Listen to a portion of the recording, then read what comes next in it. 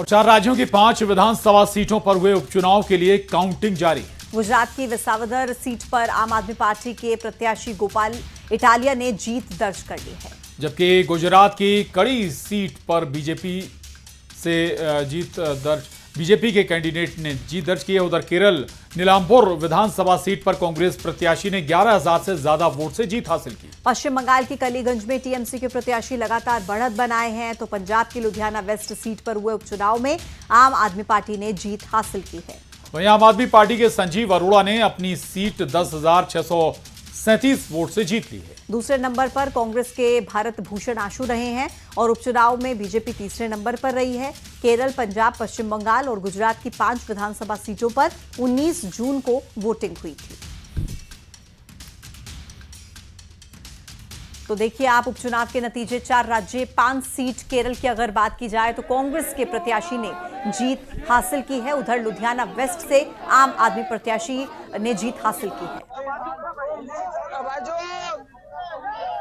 और यहां पर बीजेपी तीसरे पायदान पर फिसलती हुई नजर आ रही है। पंजाब में भी आम आदमी पार्टी आगे है। गुजरात में भी एक सीट पर आम आदमी पार्टी के उम्मीदवार ने जीत हासिल की है। केरल में कांग्रेस ने जीत हासिल की बाई इलेक्शन में।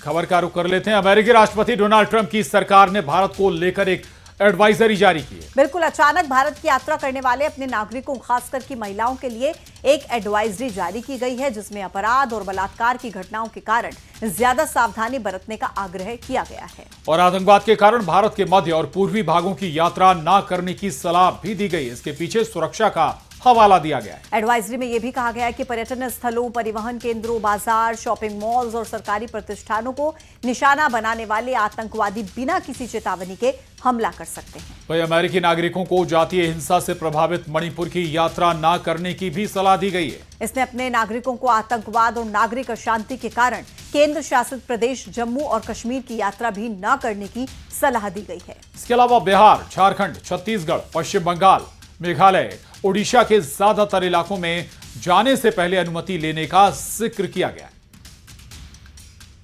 आगे बढ़ेंगे। छत्तीसगढ़ में अमेरिका की एडवाइजरी पर अब सियासत भी शुरू हो चुकी है। पूर्व मुख्यमंत्री भूपेश बघेल और पूर्व डिप्टी सीएम टीएस सिंहदेव ने सवाल खड़े किए हैं। भूपेश बघेल ने एडवाइजरी पर कहा कि ये है अमृतकाल। प्रधानमंत्री की अमेरिकी राष्ट्रपति डोनाल्ड ट्रंप से दोस्ती का ऐसा सिला मिला है। टीएस सिंहदेव ने लिखा है कि बेटी बचाओ सिर्फ नारे और पोस्टर तक ही सीमित रह चुका है। केंद्र और छत्तीसगढ़ की बीजेपी सरकार की नाकामी ने भारत को अंतर्राष्ट्रीय मंच पर शर्मिंदा किया है। वही एडवाइजरी पर डिप्टी सीएम विजय शर्मा ने कांग्रेस पर निशाना साधा। उन्होंने कहा कि ये कांग्रेस की पिछली सरकार के कारण हुआ है। हम इसमें सुधार कर रहे हैं। तो सियासत भी अब इस पूरे मसले पर जारी है। महिला चाहे बस यात्रा करे, बस स्टैंड में हो, चाहे नया राजधानी हो, चाहे स्कूल हो, कॉलेज हो, कहीं सुरक्षित नहीं है।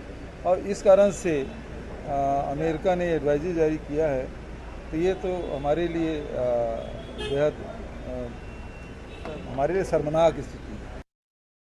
उस नक्सलिज्म को जिसको उन्होंने समाप्त नहीं किया, उसके कारण वो चीज़ है, उसको ठीक किया जा रहा है। एक और सवाल है, इन्होंने उस नक्सलिज्म को जिसको उन्होंने समाप्त नहीं किया, उसके कारण वो चीज़ है, उसको ठीक किया जा रहा है। एक और